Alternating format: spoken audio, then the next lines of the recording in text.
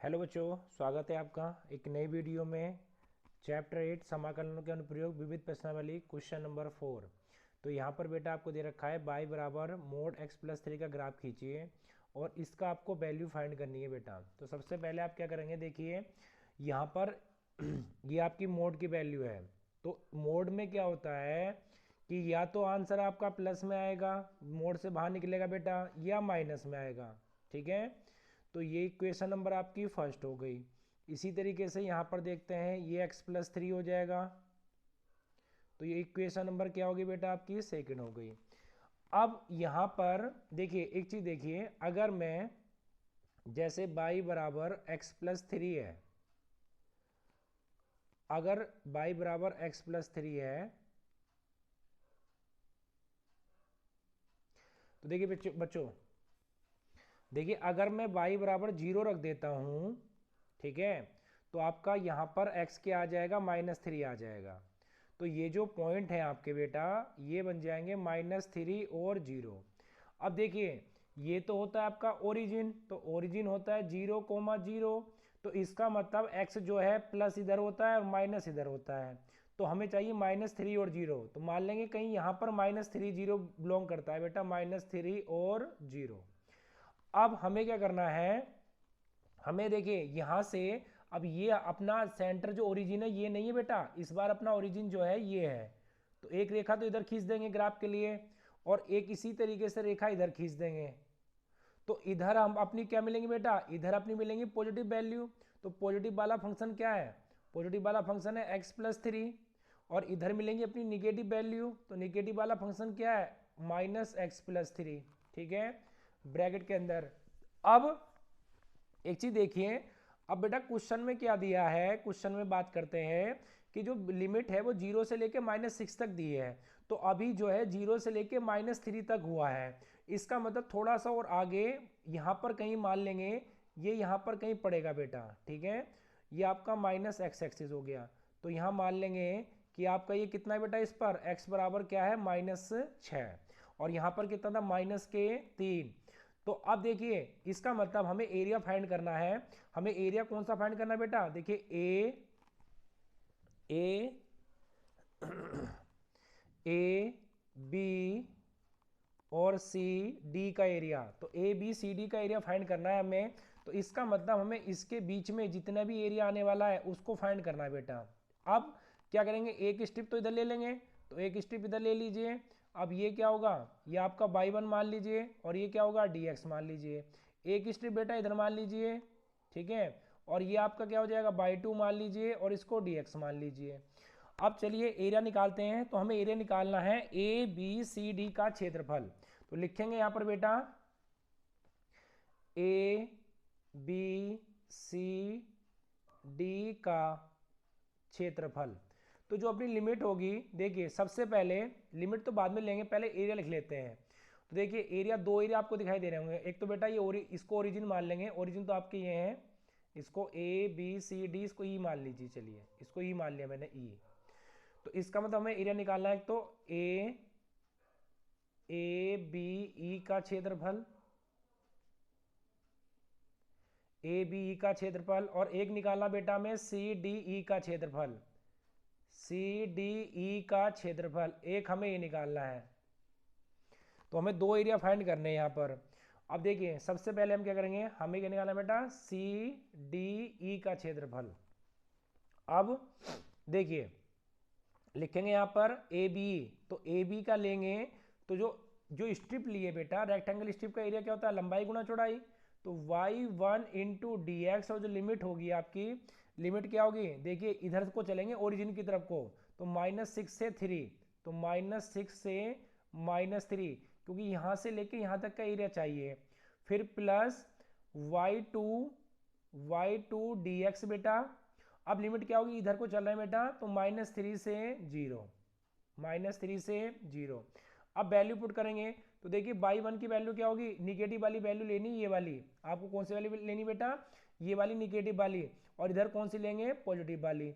तो y1 की जो वैल्यू है आपकी, वो y1 की वैल्यू क्या होगी, -x+3 ब्रैकेट के अंदर, और जो y2 होगी बेटा वो क्या आपकी x+3। अब क्या होगा, वैल्यू इसमें रख दीजिए, तो जब रखेंगे -6 से -3 -x+3 dx -3 से 0 x+3 और ये क्या हो गया dx। अब आगे चलते हैं।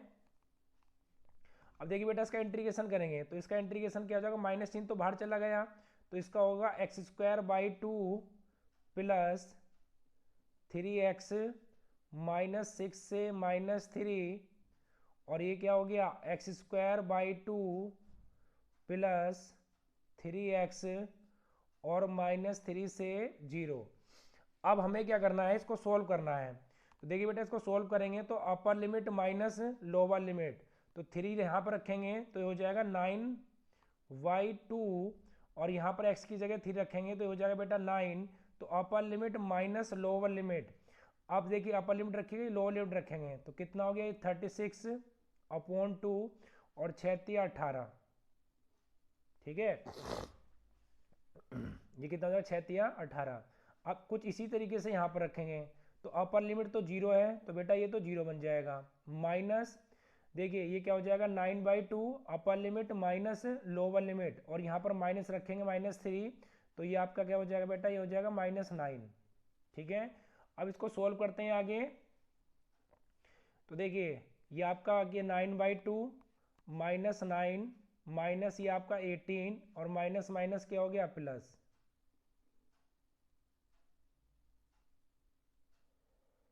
माइनस माइनस क्या हो गया बच्चों प्लस। अब देखिए बेटा आगे चलते हैं तो आगे क्या हो जाएगा आपका, ये हो जाएगा -9/2 -9।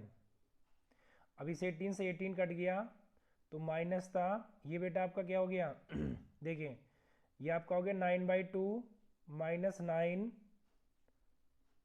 और यहाँ पर हो जाएगा आपका देखिए प्लस माइनस माइनस, तो -9/2 और ये प्लस हो गया 9।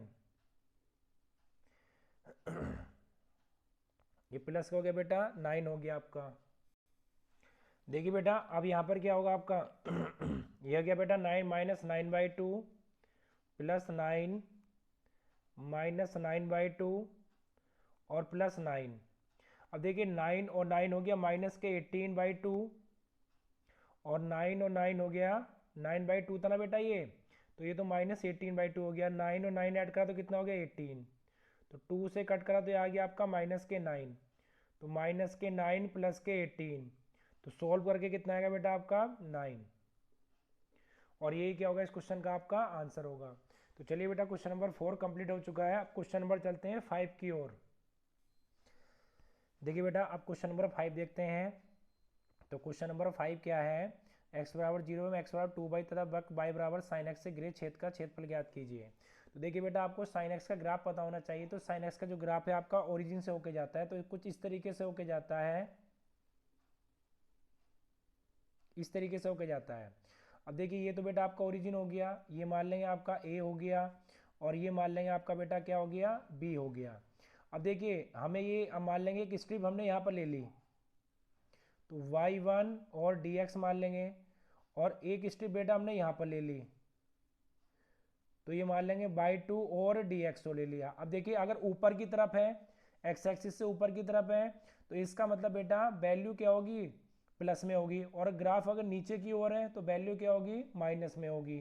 तो यहाँ पर हमें इसका एरिया फाइंड करना है तो लिखेंगे क्षेत्रफल। देखिए बेटा क्षेत्रफल ज्ञात करना है तो क्षेत्रफल बराबर, अब यहाँ पर देखिए क्या होगा, सबसे पहले लिमिट लेंगे बेटा 0 से, देखिए ये पाई रहता है और यहाँ तक रहता है 2π पूरा एक चक्कर, तो 0 से पाई और y1 dx प्लस पाई से 2π और ये आपका क्या हो जाएगा by2 dx। ठीक है, इस तरीके से। अब देखिए हमें पता है कि y बराबर क्या है साइन, तो अगर ऊपर की ओर है बेटा तो ये y1 आपका क्या हो जाएगा साइन x, और अगर नीचे की ओर है तो y2 आपका क्या हो जाएगा माइनस के साइन x।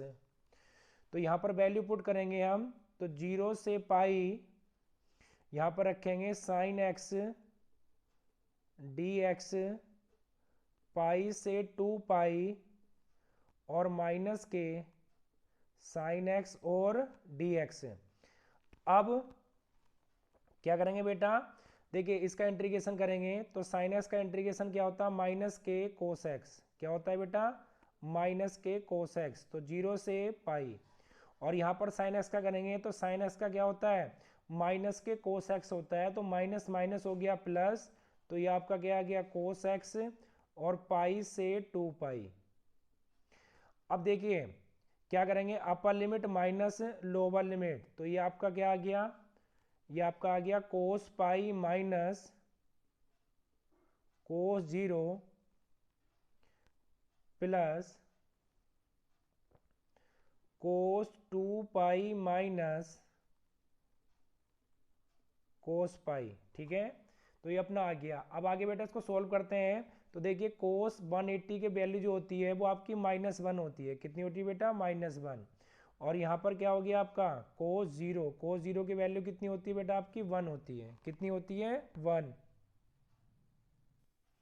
देखिए बेटा यहाँ पर रखा था upper limit minus lower limit, minus पहले से था तो ये माइनस माइनस आपका क्या हो जाएगा, प्लस हो जाएगा। और ये भी आपका बेटा क्या हो जाएगा, ये भी आपका प्लस हो जाएगा। अब देखिए कोस 360 कोस 2 पाई की वैल्यू होती है बेटा 1 और कोस पाई की होती है -1। तो ये आपका क्या हो जाएगा, देखिए माइनस माइनस हो गया +1 +1 और ये भी माइनस माइनस हो गया प्लस, तो कितना हो गया 2 + 2। तो आंसर कितना आ जाएगा बेटा इस क्वेश्चन का, 4 आ जाएगा।